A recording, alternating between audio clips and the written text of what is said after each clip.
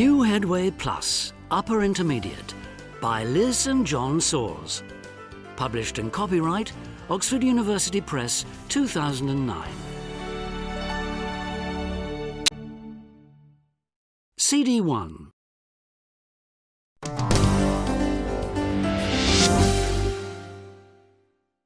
Unit 2, Tape Script 2.1.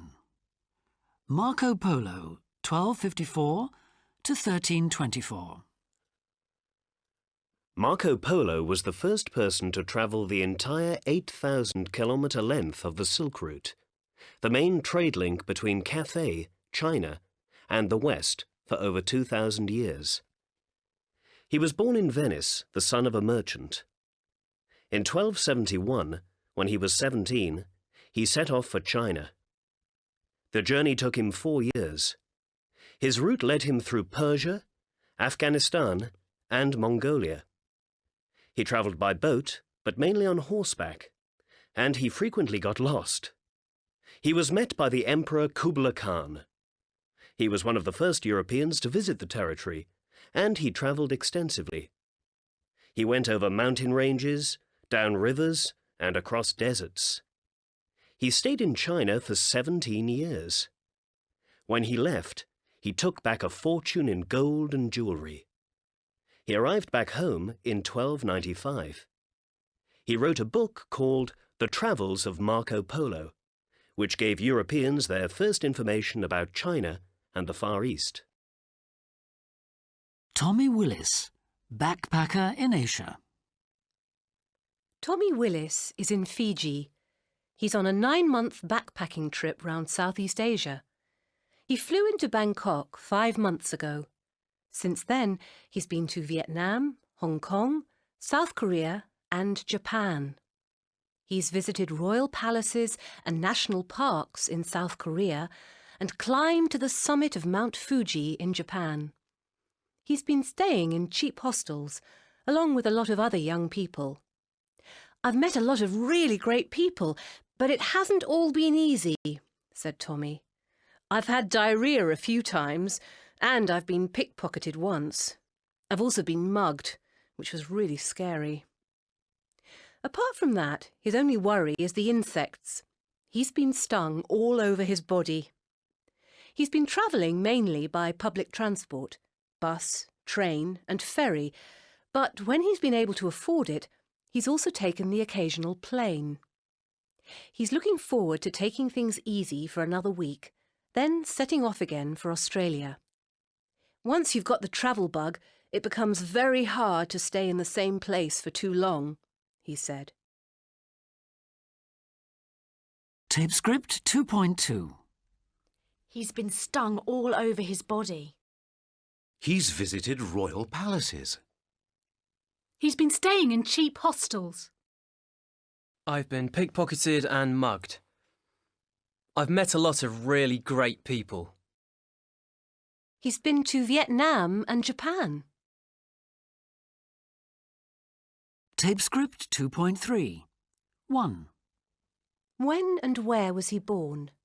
In 1254 in Venice. 2. How long did it take to travel to China? 4 years. 3. How long did he stay in China? For 17 years. 4. What did he take back to Venice? Gold and jewellery. 5. What was his book called? The Travels of Marco Polo. 6. How long has he been away from home? For 5 months. 7. Which places has he been to? Thailand, Vietnam, Hong Kong, South Korea and Japan. 8. Where's he been staying? In cheap hostels. 9. How many times has he had diarrhoea? A few times. 10. Has he been pickpocketed? Yes, once. Tape Script 2.4. 1. Alan. They are one of the most eerie and strange experiences you can possibly have. The first time I saw them, they appeared as a kind of shimmering curtain over the top of a ridge of mountains, and they went from a greeny colour to a kind of purpley red colour, and they just stayed there. And the second time I saw them, it was the most amazing sight because they were right above our heads, and they covered the whole of the sky. The other interesting thing is that not everybody hears it, but they sometimes make a sound, a kind of buzzing noise. It was a real sense of wonder and awe. I just kind of sat there with my mouth hanging open, just feeling kind of small. 2. James. You start at the bottom of the valley and slowly make your way up the hill, about a 7-hour hike until you get to a camp. Then you get up very early the next morning, about 4 o'clock, in order to get there for the sunrise. You walk for an hour or so, and suddenly you reach this point where you're looking down on this ancient city, just as the sun is breaking through the clouds. It's the most extraordinary sight. And you walk around in the total silence of a city that's more than 500 years old. At that point, it's invaded by thousands of tourists, and it's time to go. 3. Willow. We got up about 5 o'clock in the morning. We went to the site and set off. Because you're floating with the wind, there was no breeze on you, and it really was like flying like a bird. You could look down on everyone, and they were all so small like ants. It was just amazing and so silent. And we landed about 7 o'clock, and suddenly we were back with the rest of civilization. It was just the most beautiful experience. Tape script 2.5. 1. When you go for a job interview, it's important to make a good impression. 2. I think we're all getting tired. Can I make a suggestion? How about a break? 3. A lot of research has been done into the causes of cancer. 4. I think the director is basically doing a good job. He's reliable, he's honest, and he gets results. 5. I'd like to make it clear right now that I am totally opposed to this idea. 6. Right. I think we should make a start and get down to business. 7. I don't mind if we go now or later. It makes no difference to me. 8. Could you do me a favour and lend me some money till tomorrow? Tape script 2.6. 1. We've bought an old house. We're going to do it up over the next few years. 2. I'm so thirsty. I could do with a cup of tea. 3. I think we should do away with the Olympic Games. They're a waste of time and expensive. 4. I could never do without my personal assistant. She organises everything for me. Tape script 2.7. 1. Thieves broke into the castle and made off with jewellery and antique paintings. 2. Jake's parents buy him loads of toys. They're trying to make up for always being at work. 3. What do you make of the new boss? I quite like him. 4. You didn't believe his story, did you? He made the whole thing up. Tape script 2.8. Tashi Wheeler, Girl on the Move. Part 1. Now, travelling. When did you start travelling? When I was 8 months old. And where did you go? I think we did a lot of Southeast Asia when I was younger, and Galapagos Islands, Philippines and stuff like that. And your first memories, okay, 8 months you started, but you presumably don't remember that. Anymore. What are your first memories of travelling? Airports, what else? Beaches. It was a lot in Asia at the time, so it was always hot, big fruit drinks and, I don't know, lots of bus rides. Was there a time at which you sort of felt, yeah, I quite enjoy this travelling, or was it sounds almost a bit of a chore the way you describe it at the it was moment. never a chore. I always really enjoyed it. I think I was quite comfortable. Mum used to say that when I was 2 years old, she'd just put me down and I'd just run off and she wouldn't see me, and then someone would pick me up and bring me back, and I was quite happy fitting in everywhere. What do you think were your best memories of travelling? I mean, what can you actually remember that still stands out years on? From when I was much younger? Yes. Africa, when I think I was around 8 or 9, we went on safaris there and got chased by an elephant, had lion cubs jumping around the safari bus, monkeys swinging off the rearview mirrors and things. So that was, and trekking in Nepal is something I always remember. Getting up at like 4 in the morning and looking over all the mountains, and then just walking all day talking to porters and coming into villages and all the kids running out and seeing you and things. Just lots of amazing experiences. Tape script 2.9, Part 2. And when you were on these travels, I mean, did your dad sort of have a notebook and he'd be sort of stopping everywhere and writing detailed notes of everywhere? Yeah, he's always got pen, paper and 3 or 4 guidebooks and other people's guidebooks and told me. And that must have made travel a lot slower for you as a family. Oh no, he's hectic, Dad.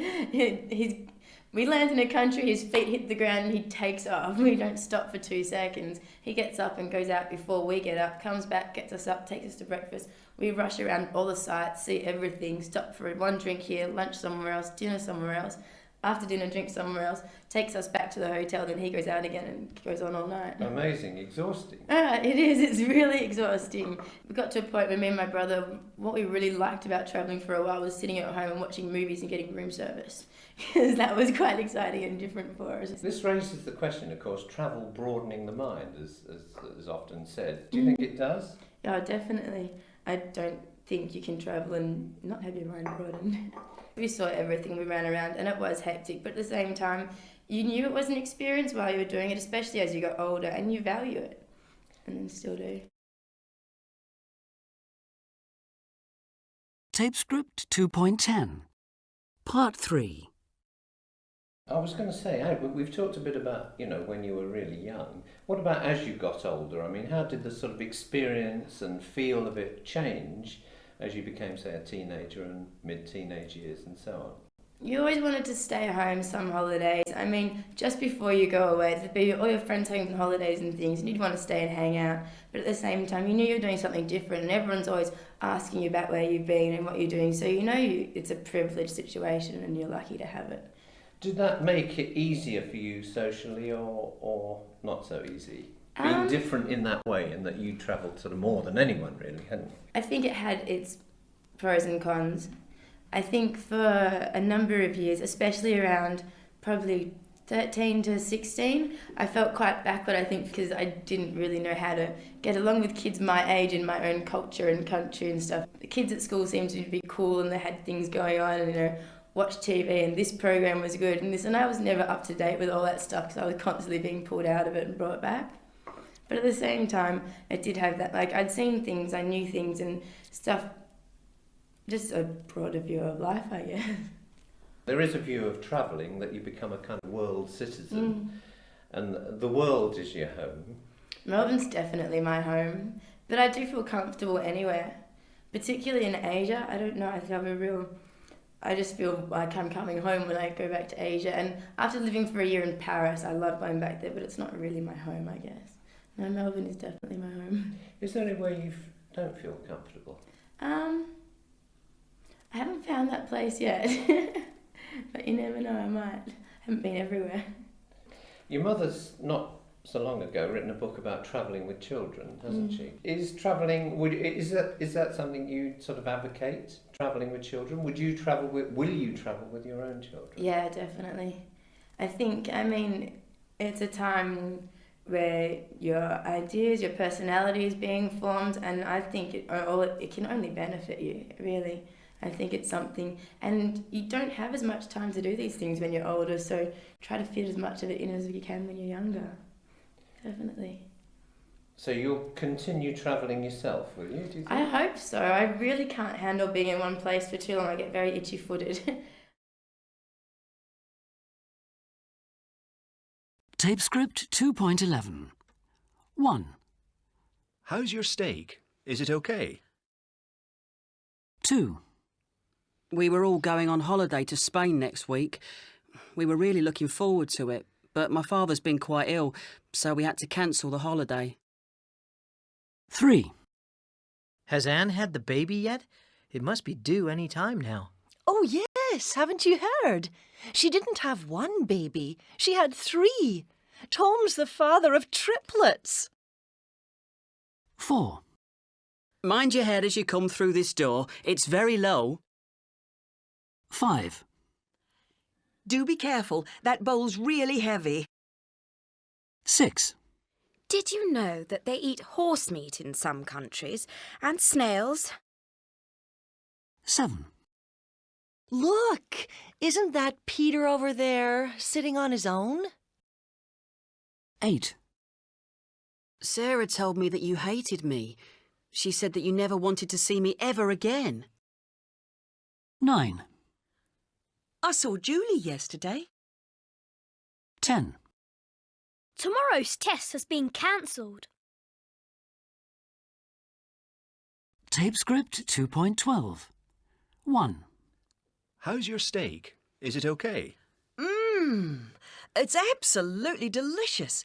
Just the way I like it. 2. We were all going on holiday to Spain next week. We were really looking forward to it, but my father's been quite ill, so we had to cancel the holiday. Oh, what a shame. You must be so disappointed. 3. Has Anne had the baby yet? It must be due any time now. Oh, yes, haven't you heard? She didn't have one baby. She had 3. Tom's the father of triplets. Wow, that's unbelievable. How amazing. Triplets. That'll keep them busy. 4. Mind your head as you come through this door. It's very low. Ouch! That really hurt. I told you. Well, it isn't bleeding. Ooh, but you'll have a nice bruise. 5. Do be careful. That bowl's really heavy. Whoops! Sorry about that. I dropped it. Don't worry, I'll get you a new one. 6. Did you know that they eat horse meat in some countries and snails? Yuck!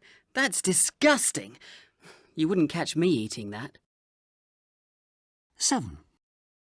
Look, isn't that Peter over there sitting on his own? Hey, Peter, come over here and sit with us. Let's have a chat. 8. Sarah told me that you hated me. She said that you never wanted to see me ever again. That's nonsense. What a stupid thing to say. You know it's not true. 9. I saw Julie yesterday. Oh, really? How interesting. I haven't seen her for ages. How is she? 10. Tomorrow's test has been cancelled. Phew, what a relief. Thank goodness for that. I hadn't done any revising for it at all. Tape script 2.13. What awful shoes! What a fantastic view! How amazing! Tape script 2.14. 1. I've just won £25,000 in a competition. 2. Let's have a long coffee break. 3. Maria, you wrote at Rome instead of in Rome. 4. We were stuck in a traffic jam for 4 hours. 5. Look at the state of the kitchen. It hasn't been cleaned for weeks. 6. Rain, rain, rain. 7. The teacher told us to learn the dictionary for homework. 8. We hadn't heard from our daughter for a month. Then she phoned last night. 9. My sister says it's possible to learn French in 3 months. 10. Yesterday I got a tax bill for $20,000.